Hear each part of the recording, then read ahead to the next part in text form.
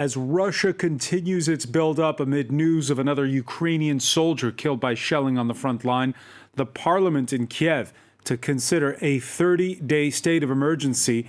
This while Moscow earlier evacuated its embassy in the Ukrainian capital. Let's cross live to correspondent Gulliver Cragg. Gulliver, what's the latest?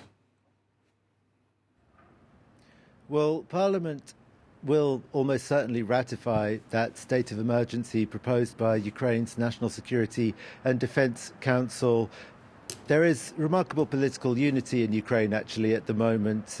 Partisans of the former president, Petro Poroshenko, were very bitterly opposed to Volodymyr Zelensky and his administration. And Volodymyr Zelensky is accused of himself being behind prosecutors' attempts to jail Petro Poroshenko earlier this year. He was not jailed. All that bitterness seems to have been set aside for the moment. Members of Poroshenko's party were full of praise for Volodymyr Zelensky's speech at the Munich Security Conference on Saturday, and Volodymyr Zelensky himself said that he has consulted with the leaders of all the political parties in the parliament and that there really is national unity now in this hour of great worry and concern in Ukraine.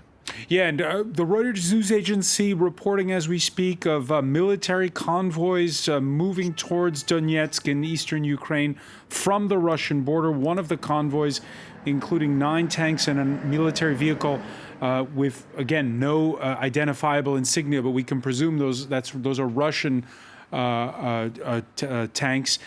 Gulliver, what... if they've got no identifiable insignia, then that would mean that the Russians are still trying to leave open the possibility that it's not really them, but just these so-called separatists that they have been supporting and arming for the past 8 years. I don't think we've got independent confirmation that Russian forces from Russia have definitely crossed the border. They may well have, but I don't think they've admitted it. And the Ukrainian government has not also categorically said that it has seen them. I think it might be worth underlining at this point that Reuters reports in Ukraine are treated with a very great deal of mistrust due to recent errors that they've made in their reporting.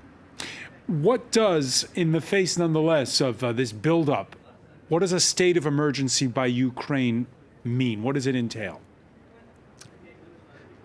So as Alexei Danilov, the head of the National Security and Defense Council, explained when he was making the announcement, it basically doesn't mean anything happens automatically. It puts in place the legal basis for all sorts of measures to be taken very quickly. For example, imposing curfews, restricting transportation, also increasing the security around certain strategic buildings and objects, and all of those things on a piece-by-piece basis in different regions when and where they're needed could be put in place very quickly. But there's nothing that actually happens automatically. I think that citizens are being recommended to carry around their documents with them now.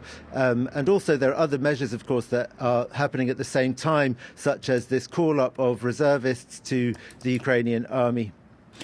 Gulliver, got reports earlier of attacks or government websites going down. We don't know yet if it's cyber attacks. Have you any more on that?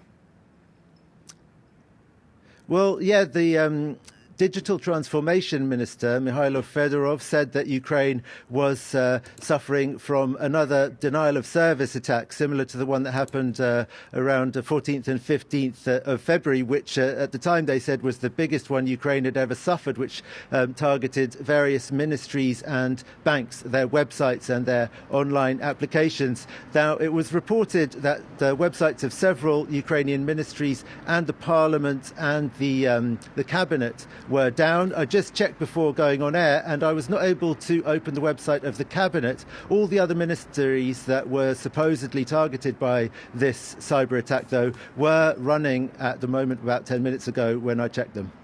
Gulliver Cragg reporting live from Kyiv. Many thanks for that update. And for